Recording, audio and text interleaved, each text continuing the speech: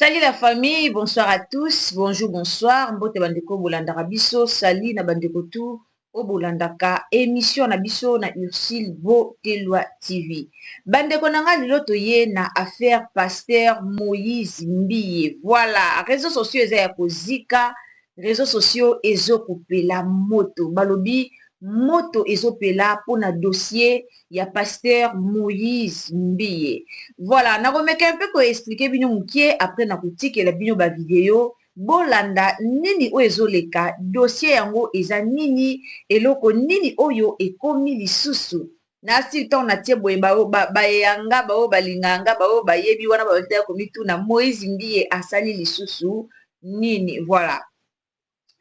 réseaux sociaux etumbi likambo moko boye banda mukolo wana ba rumeur ezobima na réseaux sociaux concernant Pasteur Moïse Mbiye na ex ya Eric Mandala. Voilà, Eric Mandala o toyebi biso nyonso, homme fort o biso nyonso toyebi. Alors, réseaux sociaux makambo bimi tellement ebele pour na relation ya Pasteur Moïse Mbiye na ex-femme ya Eric Mandala. Bino moko boyebi Pasteur Moïse Mbiye azali na ino célibataire. Voilà, nanu abalite jusqu'à présent mama azate car ndenge ye moka lobaka ezala botondisi stade ezala bobeleli bana monde entier baya na kobala te wana eza oyo ye moko Pasteur Moïse Mbiye la réserve de l'Éternel a lobaka na biso. Alors lelo makambo ye mwa minene makambo ekoti mwa mbutu mbutu ekoti entre Pasteur Moïse Mbiye na ndeko na biso papa na biso Eric Mandala boss Eric Mandala oyo biso tu toyebi ndeko na biso pe kaka congolais oyo biso tu toyebi. Alors la famille dossier oyo eza tellement compliqué. Balobi Pasteur Moïse Mbiye madame Eric Mandala azali bongo na mokumba ya Pasteur Moïse Mbiye. Est-ce que eza ya solo to eza ya lukuta tozo confirmer yango na ba video o na kotikela bino awa bino moko bokolanda nde boko yoka. Alors Pasteur Moïse Mbiye déjà pour votre information, Pasteur Moïse Mbiye déjà azalaka déjà na mwana na ye moko ya mwasi. Donc elingi koloba Pasteur Moïse Mbiye azali déjà na mwana.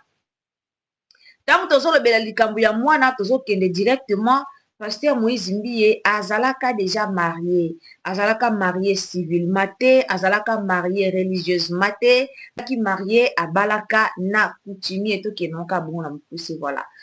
abalaka déjà. Voilà, tango tozoloba likambo ya mwana tango tozotala ke Pasteur Moïse Mbiye aza na mwana na ye ya mwasi directement tozomona abalaka religieusement te, civilement te, mais abalaka na coutume. Donc apesaka déjà biloko ya libala. Pasteur Moïse Mbiye asalaka déjà mariage coutumier. Voilà,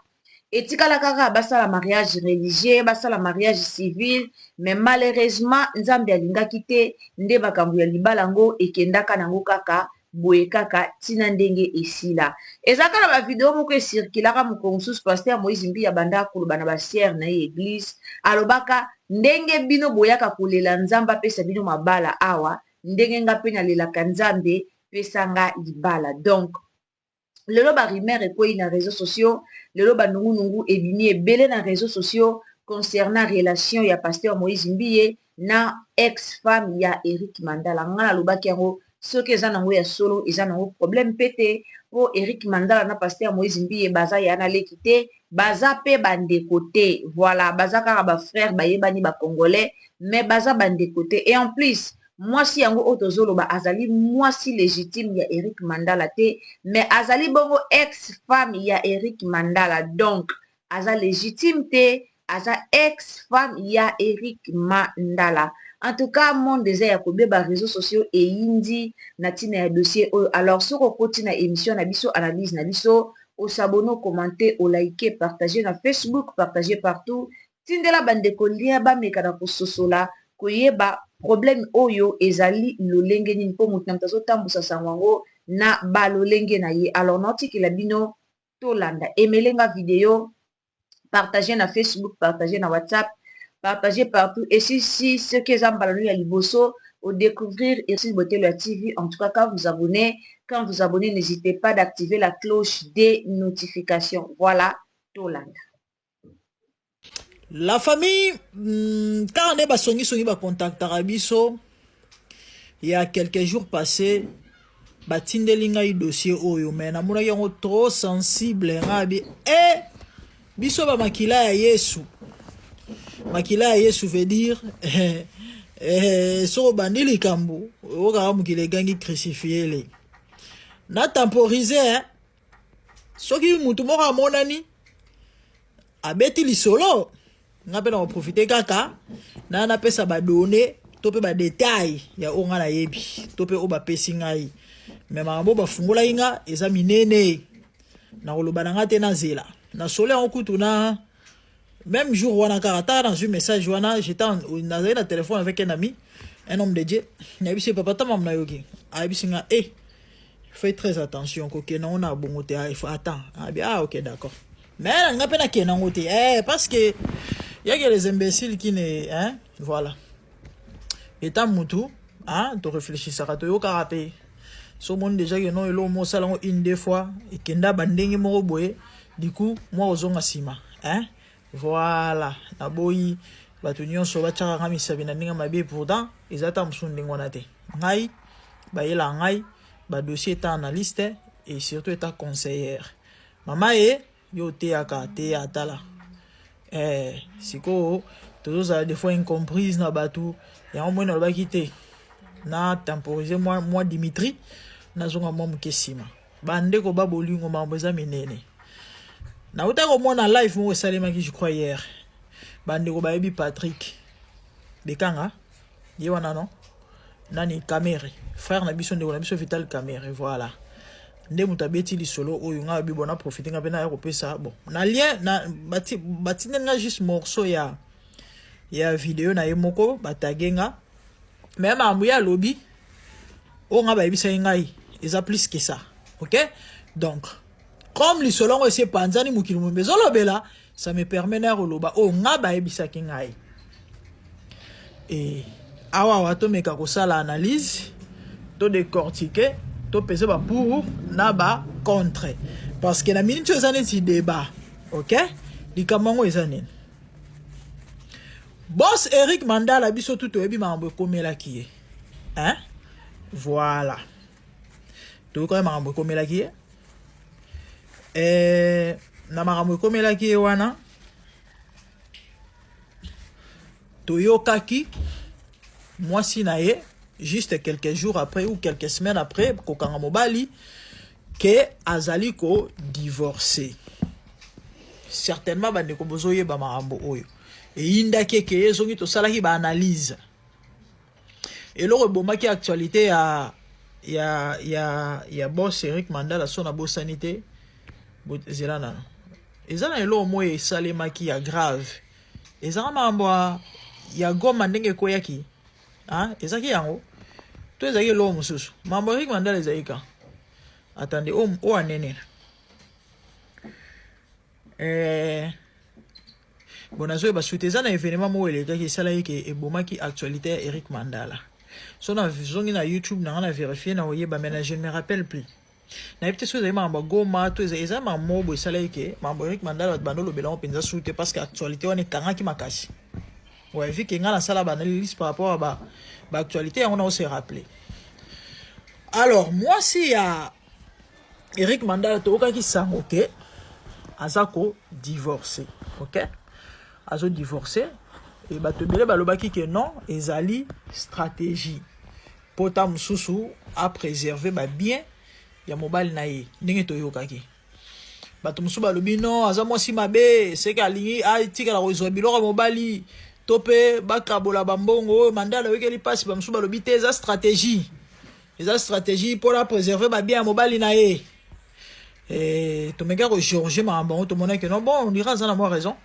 na cadre ya que non abatela ba bien ya mobali nzoka nde bande ko ezaki mambo solo divorce wana mwasi abelela kiki alinga divorcer ezaki mambo solo banungu tambola ki ke ya pas que mwasi alobero misa ba secret d'état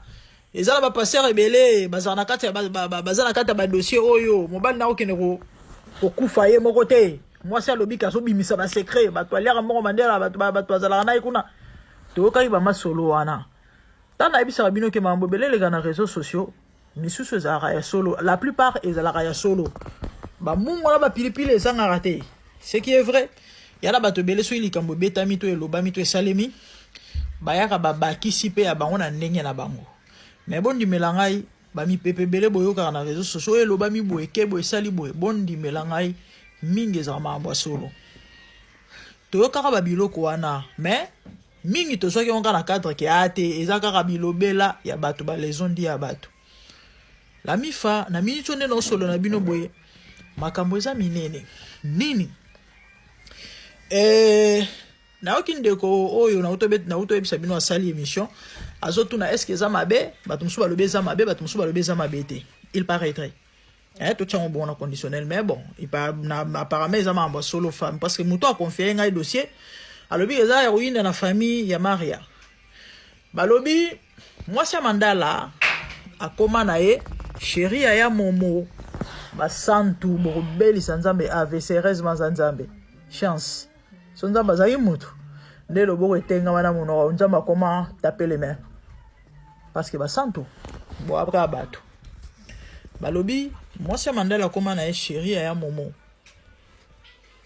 et ndeko asalaki mission na ototangela bino azoloba est-ce que ça lokuta est-ce que pardon est-ce que ça mabeto eza malamba tumusu balobi ke eza na mabete parce que yena mobali baza souté pour asenga ye divorce la dame asenga la femme asenga ye divorce c'est normal avant na bakisa bombe parce que na yebi sino ke onga ba yebisinga eza yango te o bato bazoloba c'est plus que ça. Surtout bito sa mo analyse ya moke Eric Mandala azaki pire Moïse Mbie biso nso toyebi ke azaka producteur na période moko basala clip aye oyo Eric Mandala dans un clip certainement vous se rappeler donc azai muto bazai na banaiko ko bazai na ba relation malamu quelque part c'était comme un ami un frère si je peux dire na ba mindele za ba mambo ezala nango mais chez nous les Bantous na ba culture na biso ba tumuindo en tout cas ezala penza propreté master andeko surtout so déjà beaucoup mbolia ka place moko ke na nanda kuna ya ke na nanda kuna yo kokende kolinga mwasi na ata soki bakabwani moi je trouve que eza kitoko te eza propreté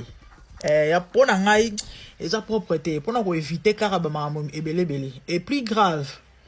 moi ça boyi mobali panda ke mobala zena boloko na ebite soki bazalaki déjà na ba matata parce que ba mabalo bomu neza mamu ebele et cause la ta musu bazaki déjà na matata mais peut-être que mokili eyeba kite nde tant mwasi amoni ke mobala ngo kesu boloko panda ke ngala bana ko lukani faso peut-être libala ngo isila na yango e komela nga suba ngambo bele nde peut-être a publier ki wana nde na meko sala ba analyse parce que na mo expérience à vie botale longo te naza vieille routière na bebele surtout na ba domaine ba mabala voilà peut-être que matata ezalaki déjà yango mwasi amona yike bon neti comme suma mbaba boloko boye na belela mais ata pona bongo Mandala ezaki elie mbie skolelo ekomake mwasi na ye akoma mwasi ya Moïse vous ne trouvez pas que quelque part ezo sala vraiment mwa ndenge siko onga ba ebisinga eza nini onga ba ebisinga eza grave balobi na nga boye ke timo bala zaki na boloko donc moi si déjà ezalaki na ona ya mumu ke yezongi matie kitie côté bimi na minute oyo azana rondo kalate azobota wana ndenge ba yebisaki nga bon ça reste à vérifier mais information ba pesenga yango wana ngai yango monna ba oyo za minene mingi faut na sela nano et comme no ki solo betami yango ape na ye na beti do balobi na minute eza oinda na famille Maria elle est grosse balobi zemi ya papa pasteur bon toze suite à l'isolo ezane ba ebisinga ke Maria na mobile na ye bakabona bazali déjà bazali souté mais sauf que ba divorce qui n'a noté et ça yango peut même ezo poser problème actuellement neti siko na oto landa vidéo moko ndeko asala ki live azo poser question à tourner. Est-ce un péché ou pas? Ndenge mwasi ya Eric Mandala bien que bakabona ina mbali na ye mais nanu ba sali ba démarche topé ba nini ya divorce c'était ndenga lingi mozimbi est un péché eza na bato balobi ke non eza lisumu eza ba msu balobi eza lisumu te siko ba biloko neti ya bongo toloba te s'il faut venir conseiller toloba te tovana tokanga minoko toloba ce qui est vrai dans la vie c'est pratiquement impossible de plaire à tout le monde, ok? De même mutu moko nyonso te akosepelisa yo deza na bato bakosepela eza mpe na bo bakosepela te po tokeseni donc bozalaka tolérant s'il vous plaît bozalaka tolérant famille ya Mandala balobi ke il faut famille ya mwasi bazongisa biloko tope mbongo libala tope biloko parce que le fait que na mwana na bango ba divorcer ki nanu te bien ke bakabwanaki aza na droit ke refaire vite na loyenge karaboye et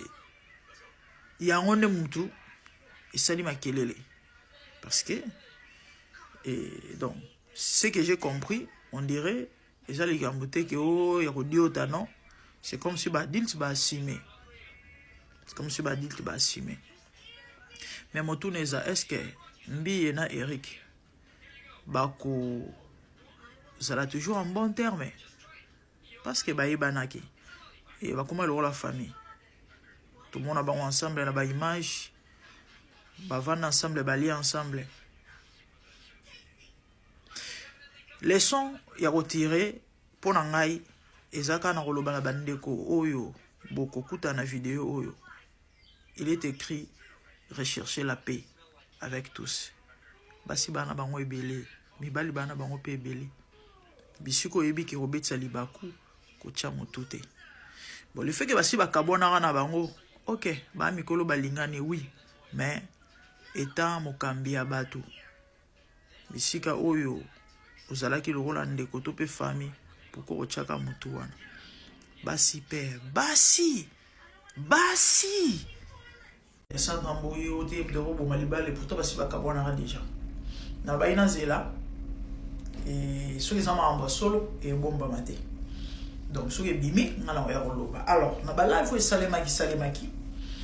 il paraîtrait parce que moi j'ai pas suivi les directs hein, na ko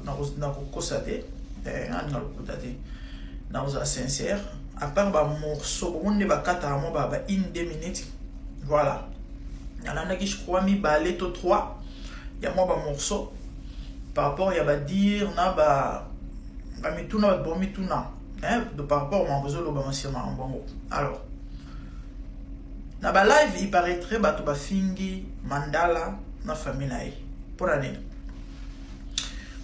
ndenge selon zo kendele ba loba kike famille Eric bazana kanda ba exiger moi si azongisa to pe famille moi si ezongisa donc de bato bele bazali d'accord te o ba rozongisa dote ndenge nini ba bo pandake ba zana bana ba boti bato musu ba lobi que non ils ont raison pour moi ça c'est que ndumba pendant que non ba divorcer que non te hein voilà pour ne pas dire dans le bala bon en quelque sorte du coup et que ezongi ba musu baza pour ba musu baza contre mais il y a des ceux-là où babana iko finga fingi famille Mandala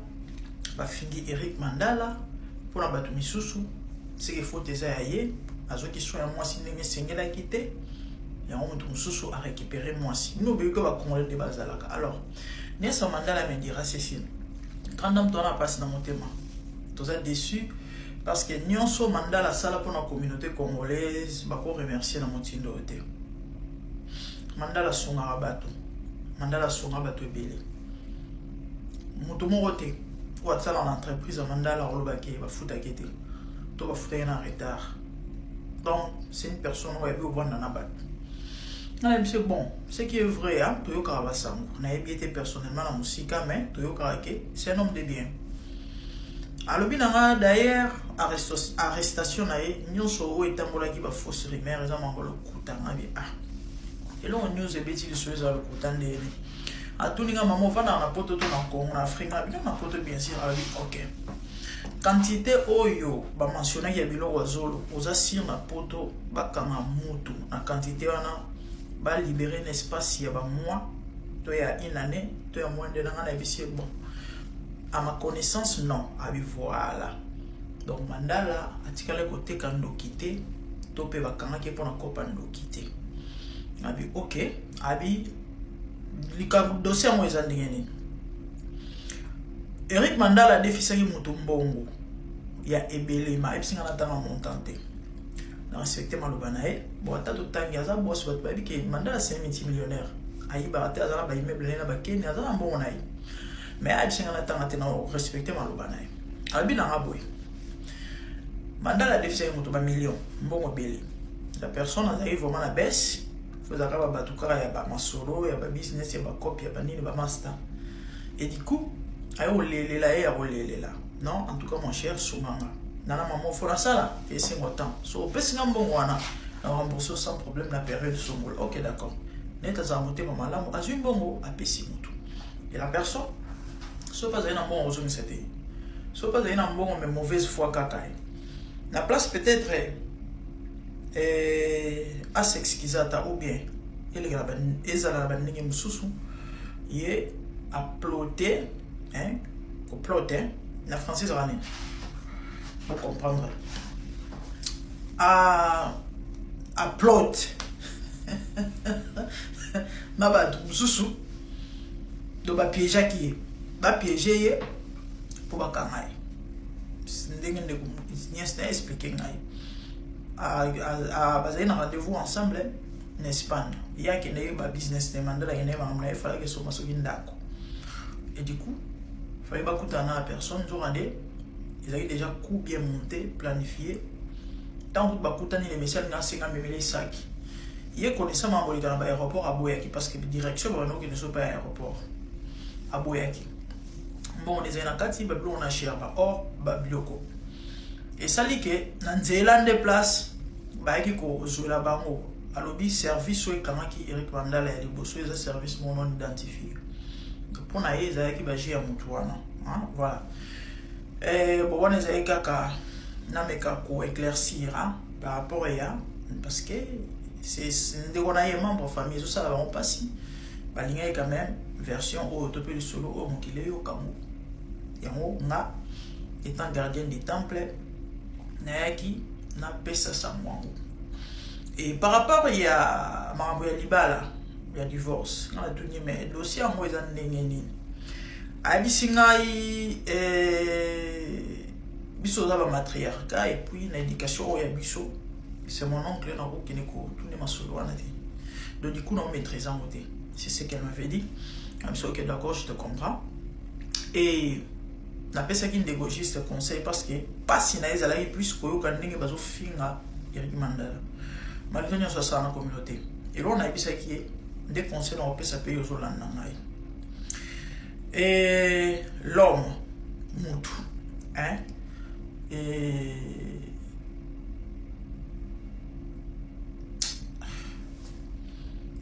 on a utilisé le terme moi qui m'engaille. Au moins Moutou, nous avons quel est dans mon kili, au quoi s'attendre na et l'homme sous-souté à part ingratitude. Et on même pas français la reconnaissance n'est pas de ce monde.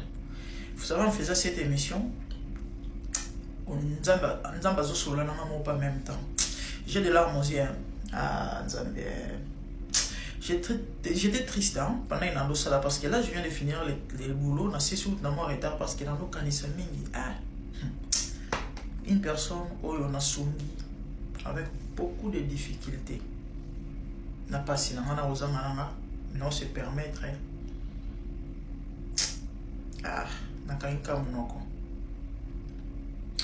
Mais la personne en question, Nassima Moukoumanaï, copé ça va information tout le bassin moko yamala mutena à ma personne. Les gens ont pas imagination naïe, ba illusion, bref, on a bon côté kuna. Dans le bar na mutu moko. na mokili ya bato yo motema na fo ezalaka préparé ke bato nyonso osalaka bolamu. C'est vrai tosalaka bolamu te mpo bato bazongisela biso bolamu, mais esalaka mpasi moto osungi ata soki azongisela bolamu te, mais moto wana azongisela mabe to pasala mabe. Donc eza eloko oyo mokili yango bande banda na ndenge ezokende na ndenge osuka ozalaka nango kaka bongo. Conseil napesa ye ndeko wana, donc komema nongo wana motu te topela motema te oya obela no pamba, parce que moto ana ye kaka bongo, surtout l'homme congolais. Donc ingratitude eza nature ya motu, ingratitude ezali nature ya motu, surtout l'homme congolais, c'est ça. Et donc nayaki na passer message oyo ndenge tout soleil na ndeko na biso, non je prends le temps et pour ça la vidéo, sinon c'est ça. Donc